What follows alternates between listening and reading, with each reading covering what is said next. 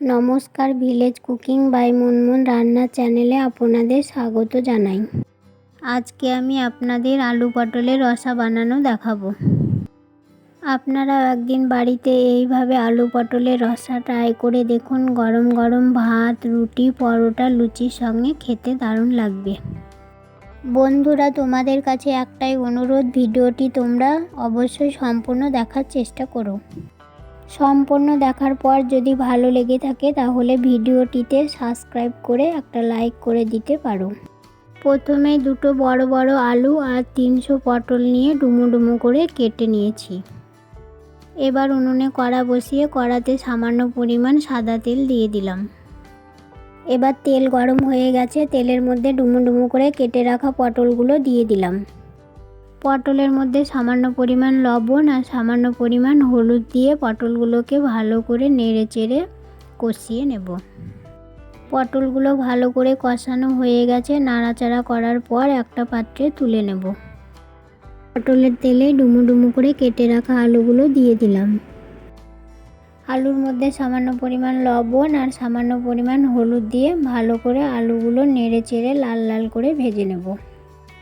এবার আলুগুলো লাল লাল করে ভাজা হয়ে গেছে, তুলে নেব। আলু আর পটল দুই ভাজা হয়ে গেছে, তুলে রেখেছি। কড়াতে সামান্য পরিমাণ তেল আছে আর একটু সরিষার তেল দিয়ে দিলাম।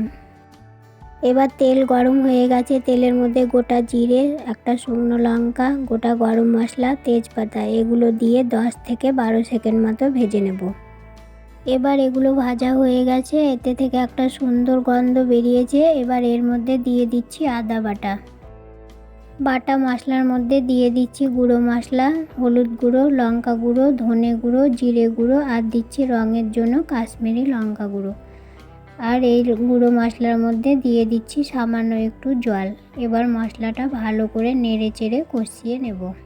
মশলাগুলোর মধ্যে দিয়ে দিচ্ছি সামান্য একটু লবণ দিলে মশলাটা কড়ার তলায় লেগে যাবে না, কষানো ভালো হবে। এবার মশলাটা সমানে নাড়াচাড়া করে ভালো করে কষিয়ে নেব। এবার মশলা কষা হয়ে গেছে, এর মধ্যে দিয়ে দিচ্ছি টমেটো বাটা দেওয়ার পর মশলাটা আরও 5 মিনিট ভালো করে কষিয়ে নেব। এবার মশলা ভালো করে কষানো হয়ে গেছে আর মশলা থেকে তেল ছেড়ে দিয়েছে। এবার মশলার মধ্যে দিয়ে দিচ্ছি ভেজে রাখা আলু আর পটলগুলো। এবার আলু পটলগুলো ভালো করে নাড়াচাড়া করে মশলার সঙ্গে মিশিয়ে নেব। এবার আলু পটলগুলো ভালো করে মেশানো হয়ে গেছে, এর মধ্যে দিয়ে দিচ্ছি স্বাদ মতো লবণটা আলু পটলের সঙ্গে ভালো করে মিশে গেছে। এর মধ্যে দিয়ে দিচ্ছি সামান্য পরিমাণ টক দই দেওয়ার পর নাড়াচাড়া করে আলু পটলের সঙ্গে ভালো করে মিশিয়ে নেব। সব মশলা দেওয়া হয়ে গেছে, এবার আলু পটলগুলো কষানোর জন্য 3 থেকে 4 মিনিট ঢাকা দিয়ে দিচ্ছি। এবার 3-4 মিনিট পর ঢাকা খুলে দেখলাম আলু পটলগুলো প্রায় কষানো হয়ে এসেছে। আর একটু নাড়াচাড়া করে কষিয়ে নেব। এবার আলু পটলগুলো ভালো করে কষানো হয়ে গেছে, এর মধ্যে দিয়ে দিচ্ছি পরিমাণ মতো জলটা অবশ্যই গরম হতে হবে আর এটা আলু পটলের রসা হবে, সেই জন্য অল্প সামান্য জল দিয়েছি। এবার আলুগুলো সেদ্ধ করার জন্য 7 থেকে 8 মিনিট ঢাকা দিয়ে দিচ্ছি।